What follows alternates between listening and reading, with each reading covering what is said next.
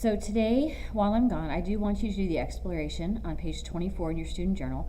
We are starting quadratic functions in chapter 2. And the essential question for today was, how do the constants of a, h, and k affect the graph of the quadratic function g of x equals a times x minus h squared plus k? And hopefully this looked familiar to you because it is very similar to the way we transformed our absolute value function graphs. So just FYI, here are the answers for part 1 on the exploration.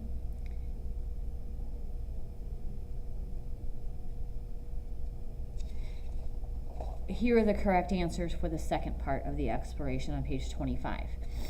Your a value really affects the graph as it can cause it to reflect over the x-axis.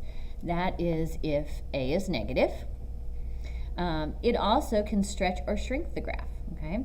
When a is greater than 1, it causes a stretch. When a is between 0 and 1, it causes a shrink. Basically just like our absolute value functions. Now your h value, that translates the graph left or right, and k translates the graph up or down. And so looking at this graph, this would be the equation that would fit that graph. Now moving on to the notes. We're really just doing a little bit of notes today, just some definitions, okay? A quadratic function is a function that can be written in the form y equals a times x minus h squared plus k. Now this is just one form of a quadratic function. The main thing you need to know is that a quadratic function will always contain an x squared term, and 2 will be the largest exponent you will see in the problem. Anytime you have an x squared as your largest term, this is going to cause the graph to curve, and it's considered quadratic. We call the graph a parabola, and this is just the U-shaped graph.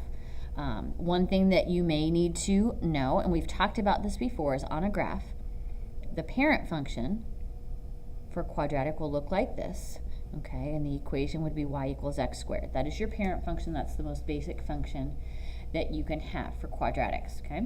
Now the vertex, and most of you probably were using this anyways on the exploration, is this point right here. For the parent function, it's located at the origin, and then that is the point that we can translate to find our new function. But the vertex of the parabola is the lowest or the highest if your graph is flipped upside down. Okay? Here would be when it is the lowest. An example of the highest is if you did a reflection. That looks horrible. Like y equals negative x squared. This would be when your vertex is the highest point. Okay? But that is the point that is considered the vertex, just like with absolute value. The vertex form of the equation looks like this. Now, the reason it's called the vertex form is because your vertex is very easy to pick out. It is still the point hk, and that allows you to know where that vertex should be located on the graph. Now, with the a value, with absolute value, we talked about this as slope. Okay? And it still basically does the same thing here. However, with nonlinear equations like a parabola, the slope is not constant. You may go up 2 over 1 from the vertex the first time, but that may change. You may go up 6 over 1 the next time. And so probably a better way to think about that is, let's call that our rate of change. Okay? It's how is the steepness changing throughout the problem? And later on in this chapter, we're going to talk about how you can come up with that rate of change for a parabola. Right? But for today, all we're going to look at, and all I want you to focus on, is the horizontal and vertical translations. Now you'll notice the way they're writing this is just like what's on your cheat sheet from the last test. This is your parent function.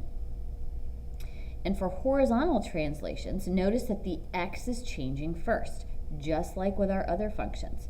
And so a change to the x is going to slide that graph horizontally. Okay, now down here, it says it shifts left when h is less than 0. Okay, so that would be x minus some negative h value. Well, we know that we would then change that to plus a positive, and so when you see x plus h squared, that actually moves it to the left. Okay? Now, the graph is going to shift right when h is bigger than 0, because you just put that in, and that is a positive h value. So the x minus h is actually going to move to the right. Vertical translations, just like on our cheat sheet, happen at the end of our function. you just take your parent function and you're going to add or subtract a value to it. It will shift down when k is negative. That will look like x squared minus k. And it will shift up when k is positive. That will look like x squared plus k. And so this is really what I want you to focus on today. Now your assignment is on Blackboard, as you've probably already seen. Your assignment is page 52 to 53. I'd like you to do problems 3 through 12, okay? No graphing, just do the description part. And then I'd like you to do 35 through 40, which is a matching section. And we will go over this and answer questions tomorrow at the beginning of class. Please have this completed or have at least worked on it and have the notes filled out in your student journal by the time you get to class tomorrow.